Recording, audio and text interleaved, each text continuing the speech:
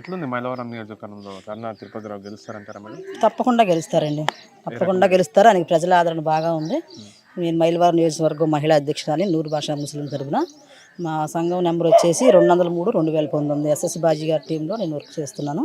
తప్పకుండా గెలుస్తారండి. ఒక నిరుపేద కుటుంబాన్ని ఆయన గుర్తించి ఒక సామాన్యమైన వ్యక్తికి జగన్మోహన్ రెడ్డి గారు టికెట్ ఇవ్వడం జరిగింది. ఈరోజు జగన్మోహన్ రెడ్డి గారు ఆధ్వర్యంలో లేని వాళ్ళని కూడా గుర్తిస్తున్నారు ఆయన.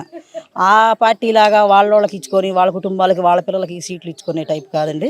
తప్పకుండా గెలుస్తారు. ఆయన గడప గడప ప్రోగ్రాం కూడా చేస్తున్నారు, బాగా సక్సెస్ అవుతుంది. తప్పకుండా గెలుస్తారు.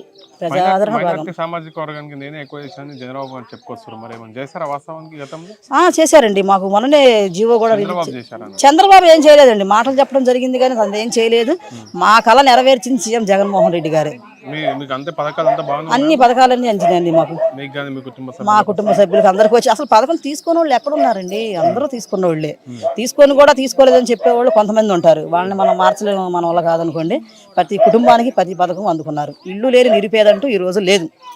ఒకప్పుడు ఇల్లు లేకుండా ఎంతో మంది నడి రోడ్లలో ఉన్న వాళ్ళు ఉన్నారు. ఈ రోజు అందరూ సొంత ఇంట్లో ఉండి సొంత ఇంటి కళ నెరవేర్చుకున్నారు. సీఎం జగన్మోహన్ రెడ్డి గారు ఆధ్వర్యంలో అందరూ చల్లగా బతుకుతున్నారు. ఒక సామాన్య వ్యక్తి జడ్పీ స్థాయి నుంచి వచ్చిన వ్యక్తికి టికెట్ ఇచ్చారు, డబ్బులు లేవని వాళ్ళు చెప్పుకొస్తారు. మరి డబ్బులు లేకుండా డబ్బుతో ఎవరు సార్ ఓటేసేవాళ్ళు? డబ్బు ప్రజా ఆదరణ ఉంది అతనికి.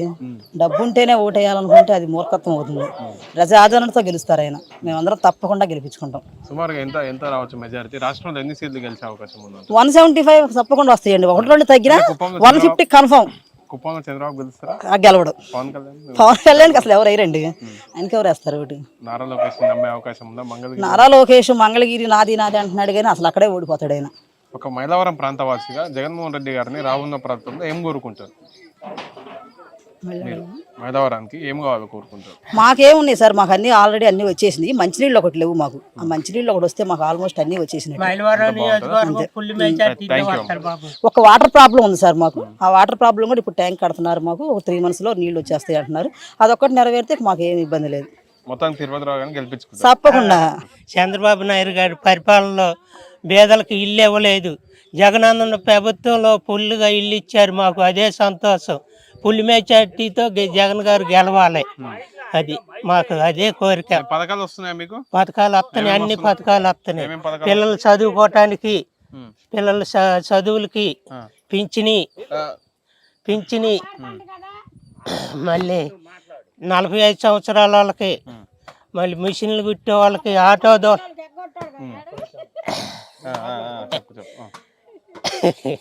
చెప్పు 45 సంవత్సరాల వాళ్ళకి, మరి ఆటో దోలుకున్న వాళ్ళకి, మంగళ వాళ్ళకి, సాగల వృత్తి చేసుకున్న వాళ్ళకి అన్ని పథకాలు జగన్ గారు అమలు పరుస్తుండవు. చంద్రబాబు నాయుడు ప్రభుత్వంలో ఏ రూపాయి ప్రజలకు పంచిపెట్టింది లేదు. ఆయన 10 సంవత్సరాలు పరిపాలించిండు, ఏం పనులు చేయలే.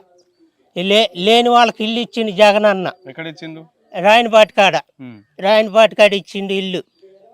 గెలిస్తే మళ్ళీ ఇల్లు కూడా కట్టేస్తాడు మాకు. అంత సదుపాయం చేస్తుండు జగన్ అన్న ప్రభుత్వంలో. అంతా బాగుంది. మళ్ళీ జగన్ అన్నే రావాలి. వస్తువులు కూడా జగన్ అన్నే.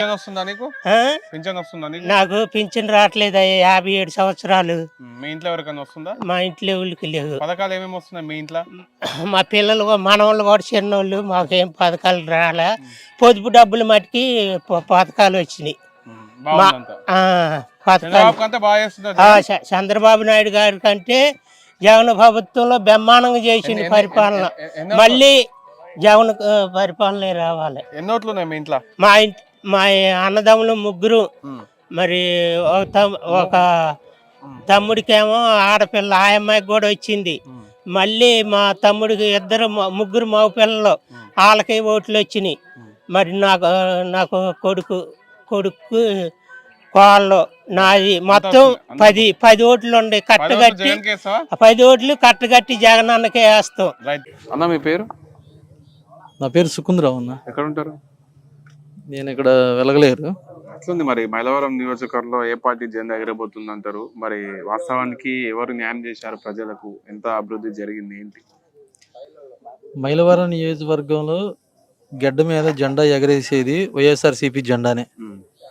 ఎందుకంటే మైలవరం నియోజకవర్గంలో జగనన్న గారు ప్రతి కుటుంబానికి ఎన్నో సంక్షేమ పథకాలు ఇచ్చాడు. డైరెక్ట్గా ఎవరితో సంబంధం లేకుండా, మధ్యలో దళారీ వ్యవస్థ కూడా లేకోకుండా, ఎటువంటి అవినీతికి తావు లేకుండా జగన్ గారు ఇచ్చేటువంటి ప్రతి పైసా కూడా పేదవాడికి చేరింది. తప్పనిసరిగా పేదవాడు కృతజ్ఞత కలిగి వైఎస్ఆర్సీపీకి ఓటేస్తాడు. 2024లో మైలవరం నియోజకవర్గ గడ్డ మీద వైఎస్ఆర్సీపీ జెండా రెపరెపలాడిపోతుంది. మరి ఏం జరగలేదు, ఏం అభివృద్ధి ఏం కాలేదని చెప్తున్నారు అంతా. అభివృద్ధి జరగలేదని చెప్పేది ఎవరు చెప్పాలి? ప్రజలు చెప్పాలి. ప్రతిపక్షంలో ఉన్న నాయకులు వాళ్ళు చెబుతారు, వాళ్ళు ఎదుటి పార్టీ మీద బురద చల్లడానికి వాళ్ళు ఎన్ని విషయాలైనా చెబుతారు. మరి ఏ ప్రజలైనా సరే మా కుటుంబానికి మేలు జరగలేదు అని చెప్పేసి ఎవరైనా చెప్పారా? మరి జగన్మోహన్ రెడ్డి గారు దమ్ముగా ధైర్యంగా ఒక మాట చెప్పాడు, మీకు మేలు జరిగితేనే నాకు ఓటేయండి అని చెప్పేటువంటి దమ్ము ధైర్యం ఎవరికి ఉంటది? మేలు చేసినటువంటి వాడికి మాత్రమే ఉంటది. కాబట్టి జగన్మోహన్ రెడ్డి గారు ప్రతి కుటుంబానికి, ప్రతి పేదవాడికి మేలు చేశాడు కాబట్టి ఆయన దమ్ముగా ధైర్యం చెప్పగలిగాడు. తప్పనిసరిగా ప్రతి ఒక్క పేదవాడు, లబ్ధి పొందినటువంటి ప్రతి కుటుంబం కూడా వైఎస్ జగన్మోహన్ రెడ్డి గారికి ఓటేసి వైఎస్ జగన్మోహన్ రెడ్డి గారిని మళ్ళీ సీఎం చేసుకుంటారు.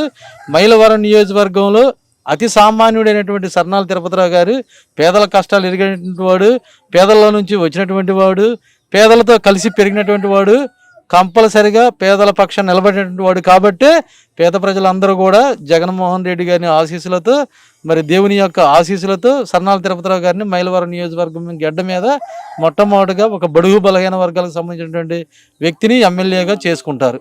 Thank you madam. మీ పేరు? నా పేరు కాసింది.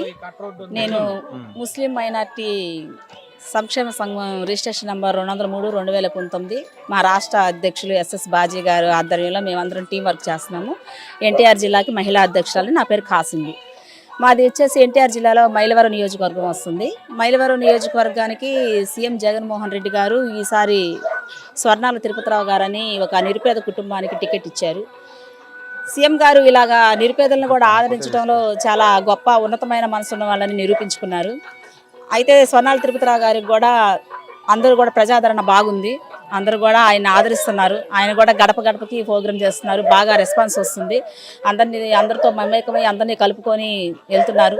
చిన్నవారు పెద్దవారు ప్రతి ఒక్కరు కూడా ఆయన అంటే లేని కుటుంబం నుంచి వచ్చారు.